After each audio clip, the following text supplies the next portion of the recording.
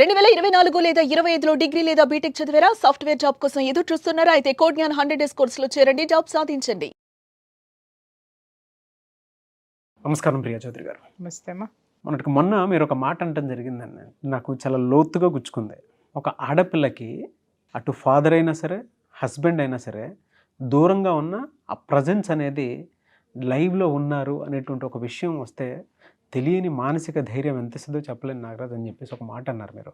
నాకు నిన్నటి నుంచి అది మైండ్లో తిరుగుతూ ఉందన్నమాట. అంటే ఒక ఆడపిల్ల ఫాదర్ని కానీ లేదనంటే హస్బెండ్ని పోగొట్టుకుంటే అస్తిత్వం పోయిందనేటువంటి ఆలోచనతోటి ఎంత కుమిలి ఏడుస్తారన్న దాని మీద అవగాహన వచ్చింది. వాళ్ళ రోల్ వాళ్ళని ఎంత బాగా ఇంపాక్ట్ చేస్తాయి అంటే కొంతమంది అయితే బతికుండగానే ఫాదర్ మీద కానీ హస్బెండ్ మీద కానీ కొంతమంది పీక్కు తింటారు. సో వాళ్ళ గురించి కూడా మాట్లాడుకుందాము. బట్ ఎక్కువగా వీళ్ళ ప్రజెన్స్ ఏం నేర్పిస్తుంది వీళ్ళకి? ధైర్యం నాగరాజ్ ఎప్పుడైనా కానీ. ఎందుకంటే ఒక మనిషి జీవితంలో మగలో మగవాడికి ఆడది చాలా సపోర్ట్.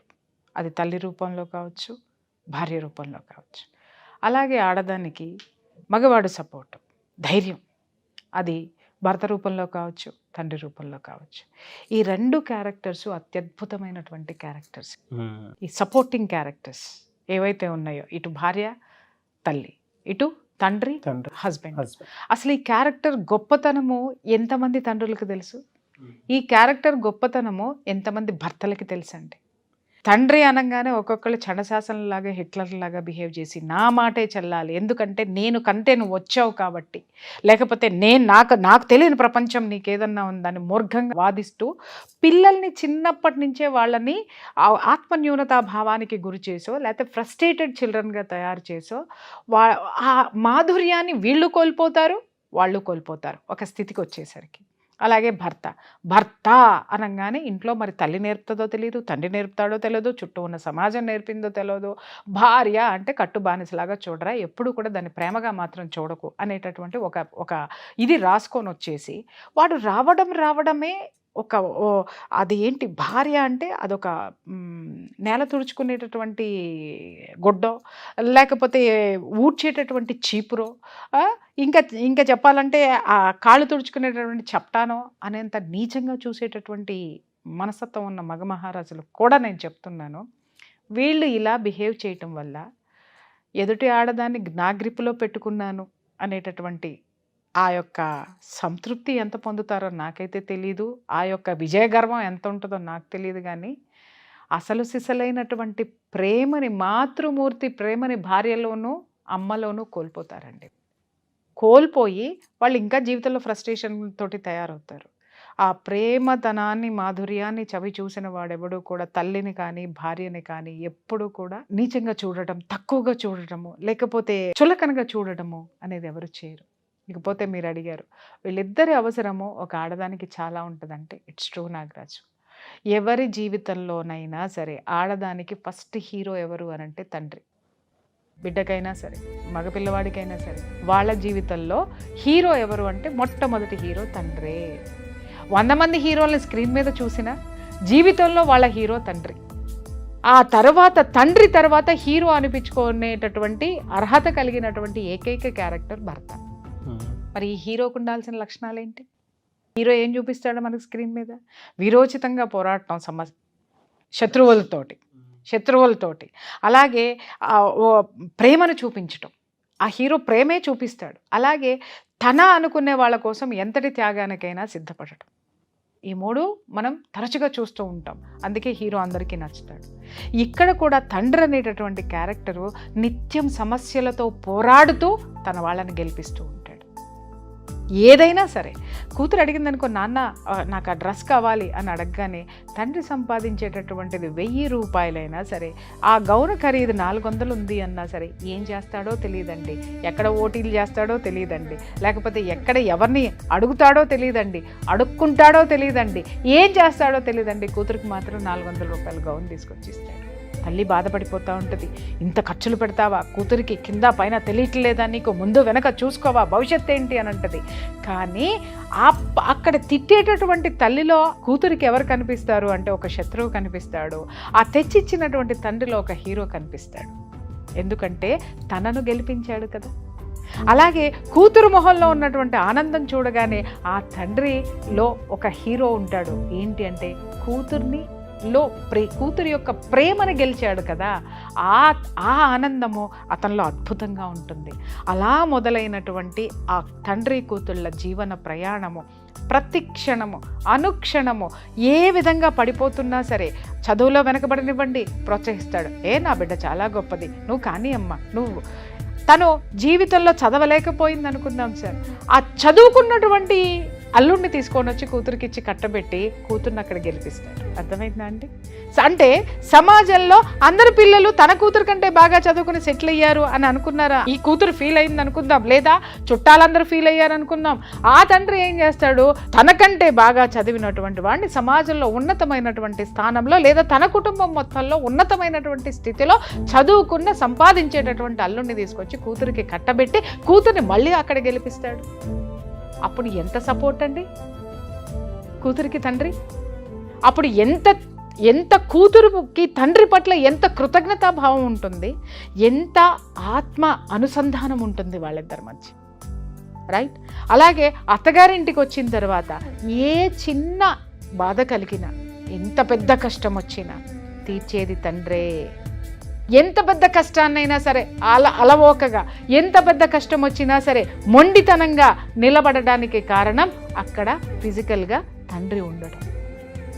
ఆ తండ్రి చిన్నప్పటి నుంచి ఇచ్చిన ధైర్యం కావచ్చు, లేదా రేపొద్దున వీడిని వదిలేసి వెళ్ళినా కూడా నా తండ్రి నాకు ఉన్నాడు అనేటువంటి ధైర్యంతో తను ముందుకి వెళ్ళొచ్చు. ఎంతమంది తండ్రులు భరోసా ఇస్తారంటే, అమ్మా నేనున్నాను నాన్న, నేనున్నా, నువ్వు కష్టపడాల్సినంత అవసరం లేదు, నేనున్నాను అనే ఆ ఒక్క ధైర్యంతో ఆడపిల్లలు మెట్టినింటి గడప దాటకుండా విజయాన్ని సాధించుకుంటూ తమ జీవితాన్ని ముందుకు తీసుకెళ్లే వాళ్ళు ఎంతోమంది ఉన్నారు. అలాగే మెట్టినింట్లో దరిద్రమైన జీవితాన్ని అనుభవిస్తూ హింసాత్మకమైనటువంటి జీవితాన్ని అనుభవించిన భర్తతోటి బాధలు, అత్తమామలతోటి బాధలు, ఆడపడుచులతోటి బాధలు ఎన్ని ఉన్నా కూడా ఓదార్పు ఎక్కడి నుంచి వస్తుంది? తండ్రి నుంచే వస్తుంది. ఆ తండ్రి ఇచ్చినటువంటి ఎనర్జీతోటే వీళ్ళు ఇక్కడ గెలుచుకునేటటువంటి ప్రయత్నం చేస్తారు. లేదా వరస్ట్ కండిషన్లో ఉన్నా కూడా వెనక్కి ఎంత ఆత్మధైర్యంతో తిరిగి వెళ్తారు అనంటే, నా తండ్రి ఉన్నాడు అక్కడ, నాకు సంరక్షకుడు ఉన్నాడు అక్కడ, నీకంటే గొప్పవాడు నా తండ్రి. ఎందుకయ్యాడు అనంటే, నీలాగా నా తండ్రి హింస పెట్లా, నీలాగా బాధ పెట్లా, నీలాగా కావాలనలా, నా తండ్రి ఏం కావాలి అని అడిగి తెచ్చి ఇచ్చిన వాడు అక్కడ ఉన్నాడు. ఇక్కడ ఏమి ఇస్తావు అని అడిగేటటువంటి రాక్షసత్వం ఇక్కడ ఉంది. అందుకే అక్కడ ధైర్యమే ఇక్కడ వీళ్ళని ఎదిరించడానికి కూడా అదొక ప్లస్ అవుతుంది, రైట్? భర్త విషయానికి వద్దాం నాగరాజు గారు. ఏ తండ్రి అయినా సరే అప్పగింతలు అనేవి ఒకటి ఉంటాయి. ఇవాళ మరి పెడుతున్నారో లేదో నాకైతే తెలియదు, దాని విలువ ఏదో నాకు తెలియదు. మొన్న మా రాముల వారి కళ్యాణం చేసేటప్పుడు మేము అప్పగింతల కార్యక్రమంతో సహా చేసాం మేము. ఓకే అండి, అప్పగింతలు అనేది ఏంటి అనంటే, ఫస్ట్ తల్లిదండ్రులకి, అంటే ఆడపిల్ల తల్లి తండ్రి ఆవు పాలల్లో ఆ చేతులు ముంచి ఆ ఆవు పాలు సాక్షిగా ఆ బిడ్డ చేతుల్ని ఆవు పాలల్లో ముంచి ఆ చేతిని తీసి ఆ ఫస్ట్ భర్తకు అప్పచెప్తారు, భర్త చేతిలో పెడతారు. ఏమని పెడతారు అనంటే, ఇదిగోనయ్యా నా ఆస్తి, నా బంగారం, నా కళ, నా ప్రాణం నీ చేతిలో పెడుతున్నా, జాగ్రత్తగా చూసుకో. ఆ తర్వాత భర్త నుంచి అత్తమామలకి పెడతారు, అత్తమామల నుంచి ఆడపడుచులకు పెడతారు, ఆడపడుచుల నుంచి వాళ్ళ అన్నదమ్ములకి పెడతారు. ఆ కుటుంబంలో ఎవరైతే తోడబుట్టిన వాళ్ళు రక్త సంబంధాలు ఉన్నాయో వాళ్ళందరికీ అప్పగింతలు చెప్తారు. ఎందుకంటే నా ప్రాణాన్ని మీ చేతుల్లో పెడుతున్నా. అప్పగింతలు పెట్టేటప్పుడు నా చిన్నప్పుడు అండి, ఇప్పుడు ఎవరిని నేను అంత పెద్దగా చూడలే, విపరీతంగా ఏడ్చేవాళ్ళు తల్లిదండ్రులు, ఆడపిల్లల తల్లిదండ్రులు విపరీతంగా ఏడ్చేవాళ్ళు అనమాట. ఎందుకు ఏడుస్తారో నాకు అర్థమయ్యేది కదా, ఎందుకు ఏడుస్తున్నారు, వీళ్ళు చక్కగా పెళ్లి చేసి పంపించవచ్చు కదా అని చెప్పేసి అని. మొన్న జస్ట్ నేను రాముల వారికి, సీతమ్మ వారి తరపున నేను, రాముల వారి తరపున నా ఫ్రెండ్ అనమాట, నాకు అప్పగింతలు ఏది మేము దేవుడి కళ్యాణం చేసి అప్పగింతలు పెట్టేటప్పుడు అనుకోకుండా నాలో నుంచి ఉద్వేగం బయటకు వచ్చేసి కళ్ళల్లో నీళ్ళు వచ్చేసాయి నాకు. అంటే ఏంటి, ఆ స్థితి ఎలాంటిది అనంటే, మన అనుకునేటటువంటి దాన్ని పరాయి వాడికి హస్తగతం చేస్తున్నప్పుడు ఒక భయం, ఒక బాధ, ఒక బాధ్యత అప్పచెప్తున్నప్పుడు ఏమో వీళ్ళు ఎలా చూసుకుంటారో అనేటటువంటి దీంతో దాన్ని స్వీకరించినటువంటి వ్యక్తి భర్త అనేటటువంటి వాడు, అత్తమామలు అనేటటువంటి వాళ్ళు దాన్ని అర్థం చేసుకుని, ఈ తండ్రి చిన్నప్పటి నుంచి ఏ భరోసా అయితే ఇచ్చాడో, ఏది తను 400 రూపాయల గౌను తీసుకొని వచ్చి కూతురి యొక్క మొహంలో నవ్వును చూసి తను కూతుర్ని గెలిపించి ఆ గెలుపులో తన ప్రేమను ఏదైతే పొందాడో, ఇక్కడికి వచ్చిన తర్వాత తన భార్యని, అంటే అతిగా కోరికలు కోర్చటము తీర్చటము అది కాదు ఇక్కడ, తన భార్యని కూడా అంతే గౌరవంగా ఆ తండ్రి ప్లేస్లో ఉండి చూసుకోగలిగి ఆ తండ్రిని మైమరిపిస్తే ఆటోమేటిక్గా ఈ భర్త అనేటటువంటి వాడు, ఈ సగం తండ్రి అయితే ఈ మిగిలిన సగం ఒక ఆడదాని జీవితంలో భర్త. నాగరాజు తక్కెడా సమంగా ఎప్పుడు తూగుతుంది? బరువు ఇటు ఇటు సమానంగా ఉన్నప్పుడే. ఏది ఇలా ఉన్నా రెండోది బ్యాలెన్స్ కోల్పోతుంది.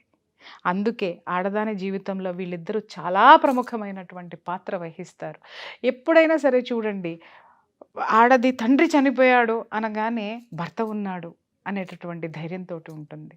అలాగే భర్తకి ఏదన్నా జరిగింది అనుకుందాం, భర్తని కోల్పోయింది అనుకుందాం, నాకు నా పుట్టిల్లు ఉంది, నా తండ్రి ఉన్నాడు అనేటటువంటి ధైర్యంతో ఉంటుంది.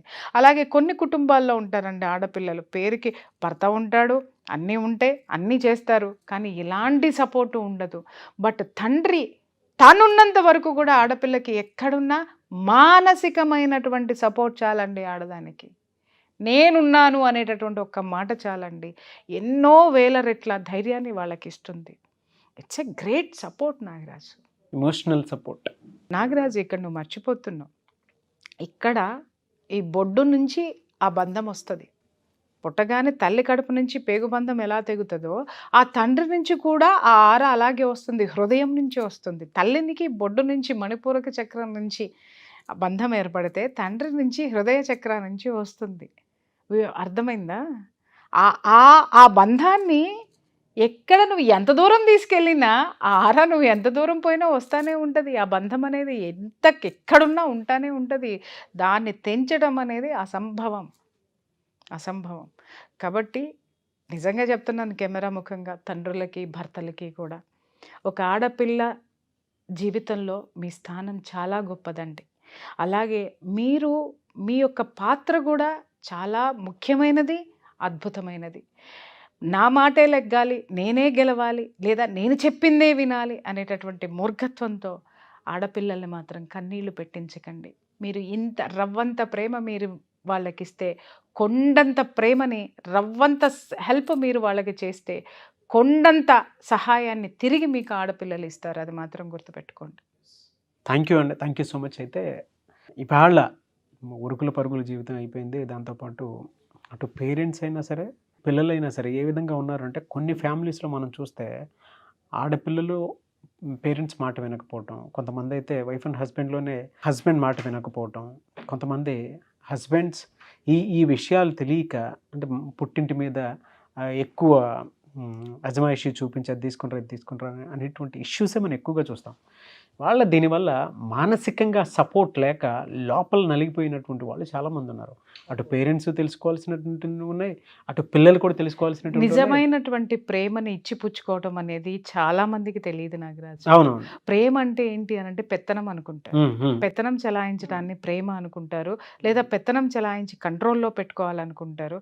నేను అడుగుతున్నాను, వాళ్ళ భార్యాభర్తలైనా తల్లిదండ్రులైనా ఎవరైనా సరే, అరే ఒకళ్ళని సంతోషంగా ఉంచడానికి మరొకరు ఎందుకు ఎదుటి వాళ్ళకి గౌరవం ఇవ్వరు, ఎందుకు అవకాశం ఇవ్వరు, ఎందుకు లొంగి ఉండరు? ఏమవుతుంది మీకు లొంగి ఉండడం వల్ల?